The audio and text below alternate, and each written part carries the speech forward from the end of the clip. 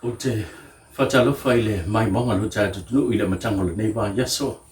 Itato pokala me fo ifa adwalu e pi on masania yaso te tasi. Natu olo o fapena ona pa ulunga le oina le masina ile le tele male pa ia male tele o so tatu. No wele ngantu samone e fa pe fo i ia so se va engo le nei la lo langi o lo ai te malele me tap tap po iai. So se tasi o lo tatu. Tu talofa lapa. E manatu le ni taimi se fai lava se sina subinga o le tato mata upu o le tato pokalame masani wa yaso te tasi ma so walu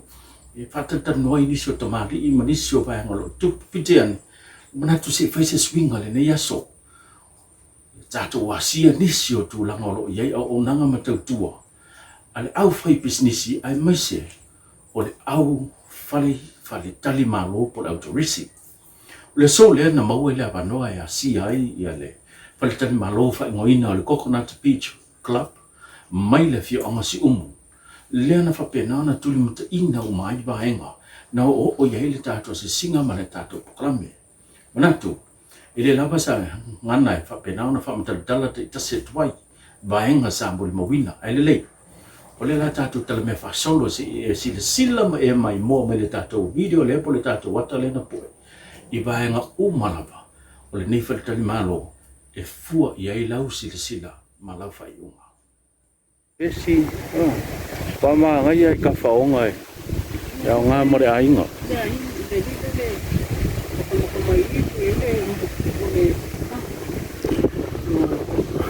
Ile mai monga mai I o le whanel nei. I olo papena ona, ia nisi o tulapono ma nisi o tulanga e vaenga e on, whapsau tai e. Io e mole o fenga luenga ia e te sila fi vaenga uma vaenga o lo pena ona whaonga mo ta elenga po ta whaonga po ia sir tu langa e o fenga luenga vaenga e manusia ia mo meo ngano ia ma whasua tu whakele la tolo mananga ma ta whauma ia mo saunga le mu a mesio di sio whailo ilo le ia I vai vaenga te le ia vai ele ane o lau me e o ngā fo e mō mai monga o le matua mātango fia no whanga nei taimi mō mua le ne o le ua o asiasi mai nei o le matua mātango fia mānai e whale mānai e vai tā ele mānai e le anonge ia mānai e file mu e le ia se vesi ma se pisa o vai le wā mō maua tom māngai au nei no whanga ia o ngā mō ta whaunga inga se sila mai olo yele pa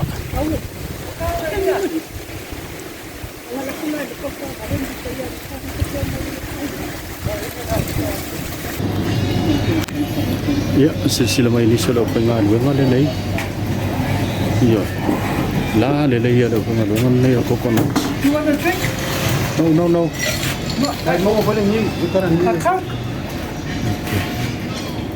ya ni solo pengan wenga ni Ales coconut ia la le ori mata mai tai le lo o ele pa ma tungo fi no fonga le nei pe no pa ia to le gato tono le fale io le o tai mi le o pa pena no wa siasi mai ia ma sia ko e se le ma tungo fi so se me inu lava so ta ma tanga lo pena no ma wai lau fonga fifia ia le finga de ho ero pena na tau tuaina ia ia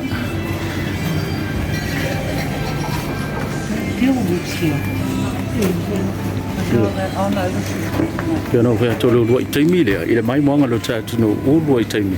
o lo pena na si ele no fonga le nei a le mo mo es le mata mo fie o le coconut ia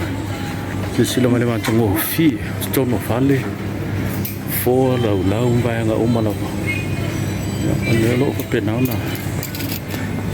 ia le o foi ngar venga nei la tu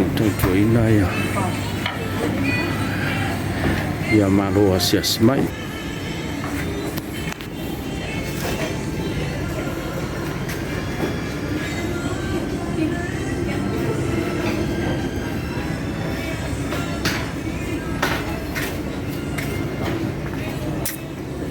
ya le ana se sila mai le mata ngo fia fo ia le faltan malo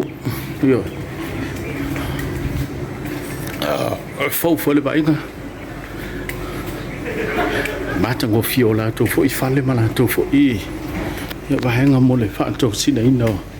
na malanga se mai le tunu ya la o luma le bahenga lo fisa po le reception ya la tanto o dia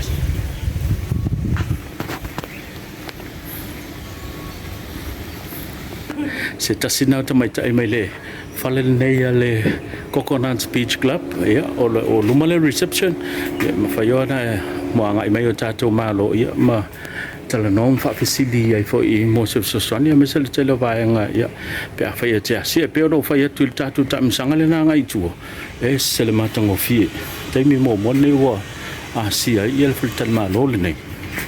o matua matango fie sanga le bule se vesi to fi ma le me uma a nga mo le ai nga I ta fa nga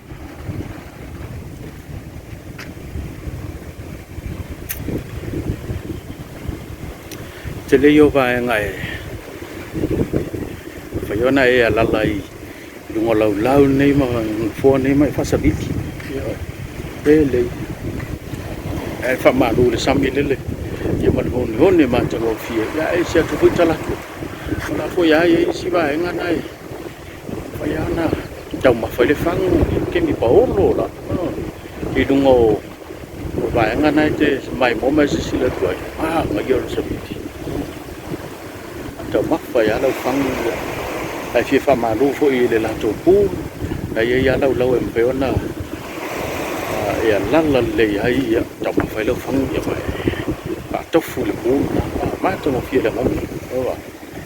esse ma ma to mo fi o le no fang le ne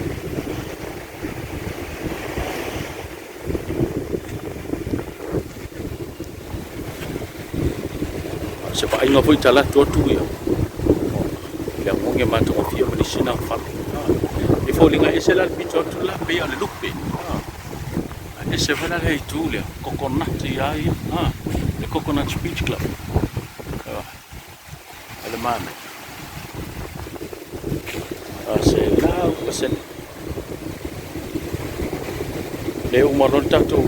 video le o la o matu mai e Fayona hanga mai suya lo fenga wenga ya macam malanga le ba le ya fa ti ya tu ka ya ku le lo fatti mai nga ele ma tango fi esse ma tango fi ma tai fa le fi amon le fi sa lo ya ta fo na ko so wa ma no le pu se le ma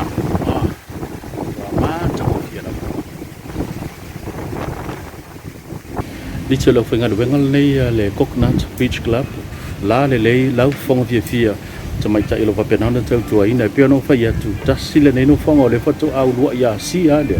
e se mala matango fie ai ya se ve si le se to fi ma dia me uma ale matango fie yo o va nga uma pe ona mo le ma wina I tonu o le hontan ma lo le nei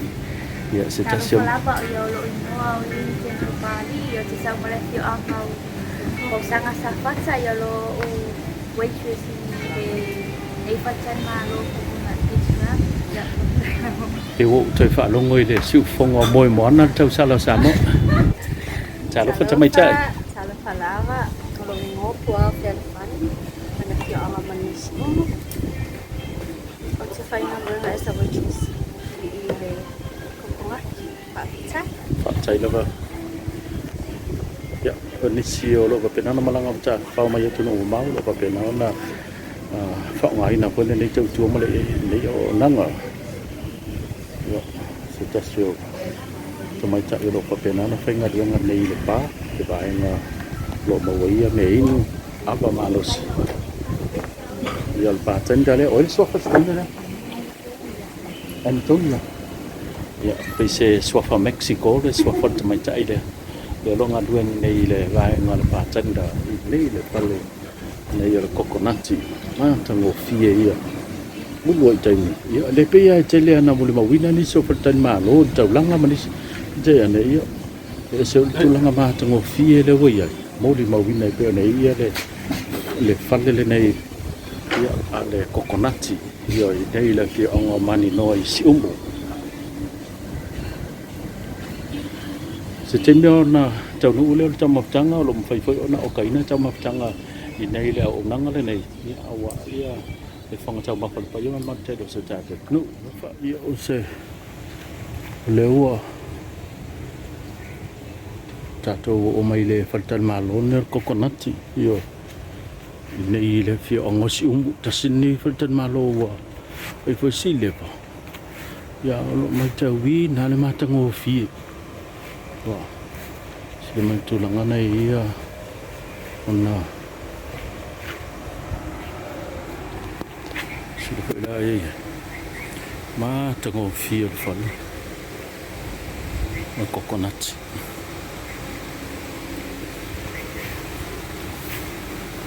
Tofi malia le se Tofi malia ia se vesti pe pao io per mana io na falle na foa tu lang pa pe Tengo fi ko ia ba ai ngai nei tu le si le tu le falle nei per moton ne coconut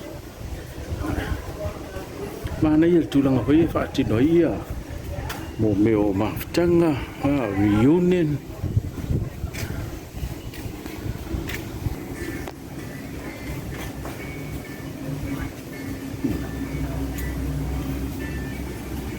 peaceful ma se tulanga ale se si pa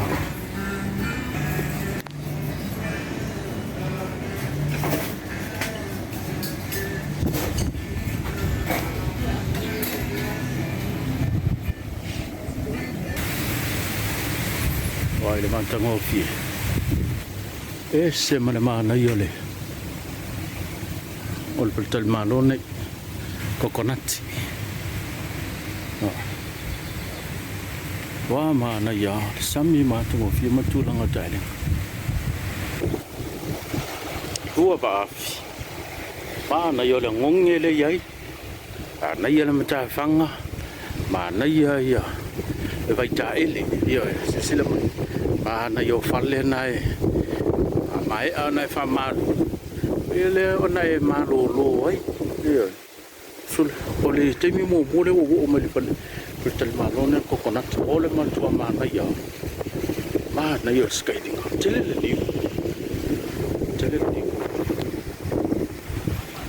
lo ya lia va ngana pe ole water sport falle e lato reception e te whapasile mo ni sio vaenga io va aila le mana io non vai ta ele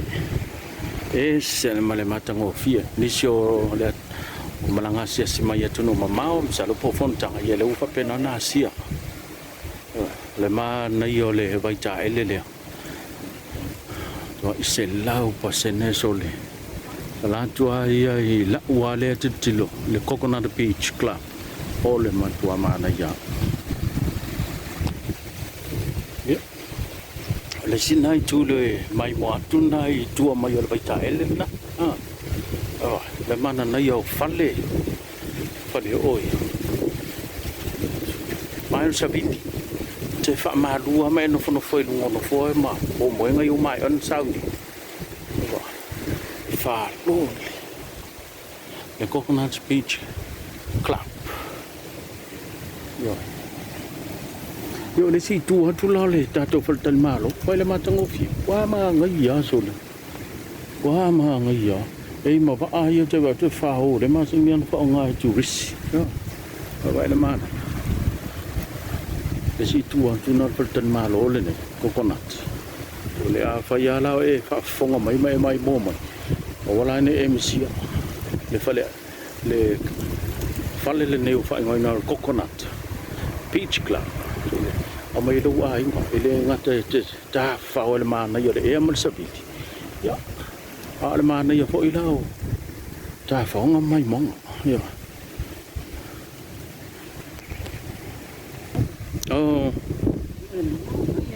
lo pole mele le fa ngo le kokonga yo le kele le ngiu se vai fa le pe fa nga le lau ngiu wa ma nga ya so